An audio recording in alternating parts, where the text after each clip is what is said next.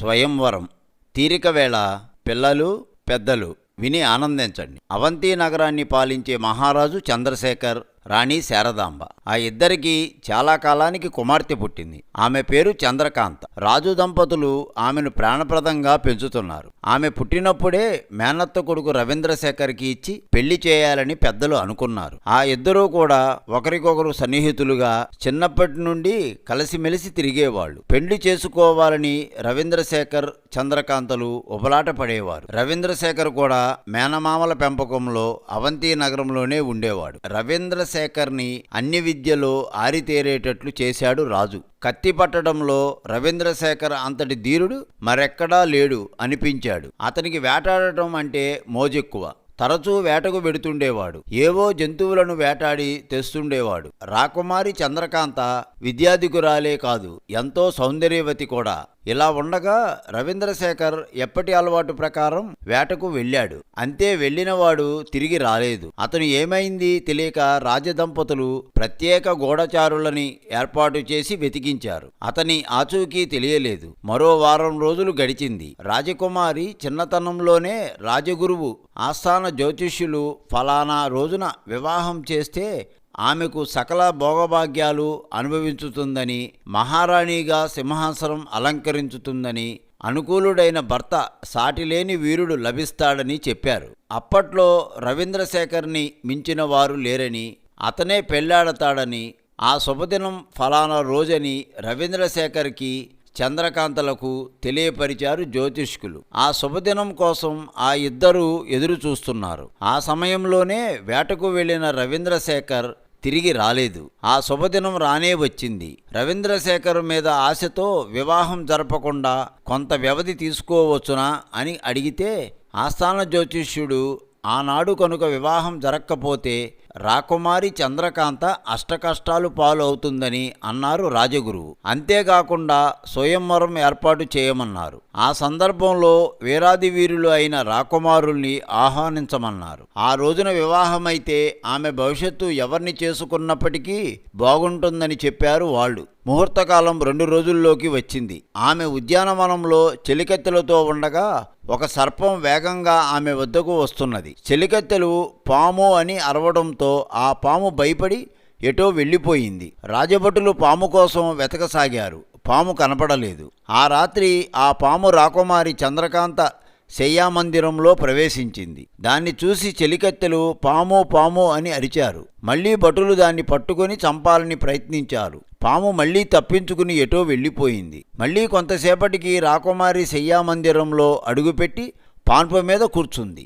ఆమె అనుకోకుండా అవతలగా బల్ల మీద ఉన్న పండ్లు పెట్టిన పళ్ళెం వైపు చూసింది. పండ్ల పళ్ళెంలో పాము పడగ విప్పి రాకుమారినే చూస్తున్నది. రాకుమారి చంద్రకాంత కెవ్వున అరిచింది. చెలికత్తెలు భటులు లోపలకు వచ్చి వెతికారు. ఆ పాము ఎటుపోయిందో ఏమో కనిపించలేదు. విషయం మహారాజు చంద్రశేఖర్ గ్రహించాడు. ఆ పాము రాకుమారి చంద్రకాంతను పగపట్టిందని తలచాడు. వెంటనే పాము మంత్రగాళ్లను పిలిపించి మినుముల మంత్రింప చేసి అంతటా చల్లారు. అక్కడ నుండి పాము కనిపించలేదు. ఏమైందో తెలియలేదు. ఇక అది రాదని తలిచారు అందరూ. ఆనాడే స్వయంవరం. వివిధ దేశాల నుండి రాకుమారులు ఎందరో స్వయంవరానికి వచ్చారు. చెలికత్తె రాకుమారిని వెంటపట్టుకుని స్వయంవరం సభలో ప్రవేశించింది. ఆయా రాకుమారుల గురించి చెప్తున్నది. తనకు 2-3 సార్లు ఎదురైన పాము గుర్తుకి వచ్చింది రాకుమారికి. మళ్లీ ఆ పాము తనను వెతుక్కుంటూ వస్తుందేమోనని భయపడింది. చెలికత్తెలు ధైర్యం చెప్తున్నారు. చుట్టూ రాజభటులు కాపలా ఉన్నారు. చెలికత్తె అక్కడ ఆసనాలపై ఉన్న రాకుమారుల వివరాలు చెప్తున్నది. ఆమె ప్రక్కనే రాకుమారుల్ని చూస్తూ పూలమాల చేతపట్టి నెమ్మదిగా నడుస్తున్నది. అందర్నీ చూసింది. తన బావ తను చేసుకోవాలనుకున్న రవీంద్రశేఖర్ మెదడులో నిలిచిపోవడం వలన ఎవరి మెడలోనూ పూలమాల వేయలేకపోయింది. అదే సమయంలో రాకుమారి తిరిగి వెళుతున్నది. ఒక ఆసనం ప్రక్క నుండి సర్పం వచ్చి రాకుమారి చంద్రకాంత ఎదురు నిలిచింది. చంద్రకాంత భయపడింది. చేతపట్టిన పూలమాల ప్రక్కకు విసిరింది. ఆ పూలమాల తిన్నగా వెళ్లి పడగ విప్పి ఉన్న సర్పం మెడను అలంకరించింది. వెంటనే రాకుమారి సృహ కోల్పోయింది. భటులు సర్పంను పట్టుకోబోయారు. అప్పటికే ఆ ఆ సర్పం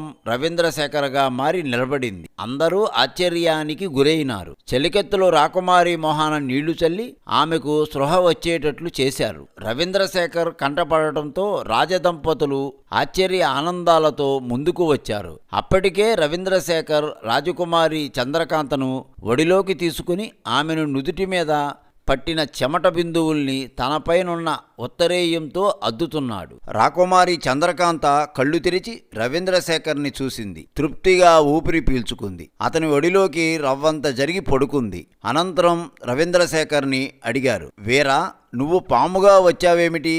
ఏమైంది అని అడిగారు రాజు చంద్రశేఖర్. స్వయంవరానికి వచ్చిన రాకుమారులు విస్తుపోయి చంద్రకాంత రవీంద్రశేఖర్లను చూస్తున్నారు. అదంతా ఒక కథ అంటూ చెప్పడం మొదలుపెట్టాడు. నేను వేటకు వెళ్ళాను. వేటాడేందుకు ఒక్క జంతువైనా దక్కలేదు. విసిగిపోయాను. ఎండ వేడి తీక్షణంగా ఉంది. దాహం తీర్చుకునేందుకు అడవి అంతా తిరుగుతూ దారి తప్పాను. ముందు దాహం తీరాలి కదా. అక్కడ కుటీరం కనపడింది. అందులోకి వెళ్ళాను. అక్కడ ఒకరు గాఢమైన తపస్సు చేసుకుంటున్నారు. ఆయన్ని చూస్తూ నాకున్న దాహబాధ తీర్చమని వేడుకున్నాను. ఆయన కదలలేదు, కన్నెత్తి చూడలేదు. ఆ సమయంలో ఒక పాము కుటీరంలోనికి వచ్చింది. తపస్శాలి ప్రక్కన కమండలం ఉంది.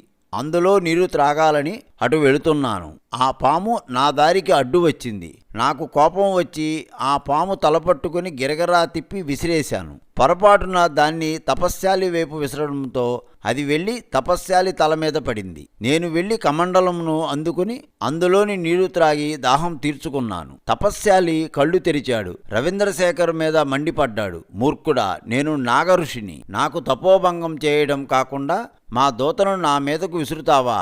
ఎంత కండకావరం! నువ్వు చేసిన అపరాధానికి ఈ క్షణం నుండి నువ్వు సర్పమై బ్రతుకు అన్నాడు నాగఋషి. నేను భయపడ్డాను. క్షమించమని నాగఋషిని కోరాను. ఆయనలో చలనం కలగలేదు. స్వామి, తమకు తపోభంగం చేయాలని పామును విసరలేదు. దాహబాధను తీర్చుకునేందుకు మీ కమండలం అందుకునేందుకు వెడుతుండగా దారికి అడ్డు వచ్చింది. అందువలన దాన్ని పట్టుకుని చంపకుండా అవతలకు విసిరాను. అది తమ తల మీద పడింది, అంతే అన్నాడు రవీంద్రశేఖర్. ఏదైనా తప్పు తప్పే, శాప ఫలితం అనుభవించి తీరాలి అన్నాడు నాగఋషి. తన గురించిన ఆత్మకథ క్లుప్తంగా వివరించి ఇచ్చిన శాపాన్ని రద్దు చేయమని ప్రార్థించాను. అంతేకాకుండా సర్పజాతికి దినదినగండం ఉంటుంది. నా ప్రేమికురాల్ని చేరకుండానే నాకు మరణం సంభవిస్తుందేమోనన్న భయంగా ఉంది. నన్ను అనుగ్రహించండి స్వామి అని వేడుకున్నాడు రవీంద్రశేఖర్. నాగఋషి శాంతించాడు. నీకు వేరొక అవకాశం కలిగించుతున్నాను. నీకోసం నిన్ను పట్టేందుకు ఇతరులు ప్రయత్నిస్తున్నప్పుడు నువ్వు వేరెవరికీ కనపడకుండా మాయమయ్యే శక్తిని ఇస్తున్నాను. శాప విముక్తి అంటావా? నిన్ను ప్రేమిస్తున్నవారు నీ మెడలో పోలాహారం వేస్తే ఆ క్షణమే నీకు నిజరూపం కలుగుతుంది అన్నాడు నాగఋషి. అవంతి నగరం చేరాలి నేను అన్నాను. సర్పరూపంలోనే ఇతరుల కంటపడకుండా మీ నగరం చేరుతావు అని అన్నాడు నాగఋషి. అక్కడ అలా జరగడంతో ఆశ్రమం నుండి ఎవరికంటా పడకుండా అవంతి నగరం 2 రోజుల క్రితం చేరాను. సర్పం అయినా జ్ఞాపక శక్తి ఉంది కదా. రాకుమారి చంద్రకాంతను చూడాలన్న తపనతో ఉద్యానవనం శయ్యామందిరంలో ప్రవేశించాను. నేను విషసర్పం అనుకుని రాజభటులు పట్టుకుని చంపాలనుకున్నారు. అయితే ఆపద సంభవించిన సమయంలో ఎవరికీ కనిపించకుండా మాయామంత్రంను నాగఋషి చెప్పినందువలన నేను కనపడకుండా తప్పించుకున్నాను. మినుములు మంత్రం చల్లించారు. అటువంటిది జరిగినప్పుడు చేయాల్సిన పనిని గురించి నాగఋషిని అడగలేదు.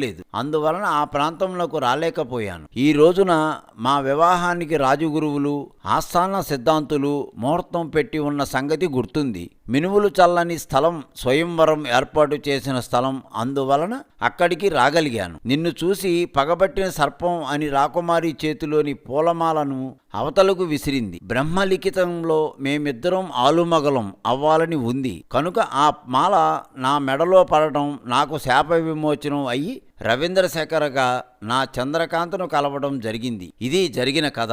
అందరూ మిక్కిలి ఆనందించారు. అనంతరం పెద్దలు పెట్టిన ముహూర్తాన రవీంద్రశేఖర్ చంద్రకాంతలకు వివాహం అతి వైభవంగా జరిగింది. వివాహానికి సామంతులు, వివిధ రాజ్యాధిపతులు అందరూ విచ్చేశారు. నూతన వధూవరులను ఆశీర్వదించారు. అనంతరం రవీంద్రశేఖర్కి పట్టాభిషేక ముహూర్తం పెట్టమని సిద్ధాంతుడికి తెలిపారు రాజు చంద్రశేఖర్.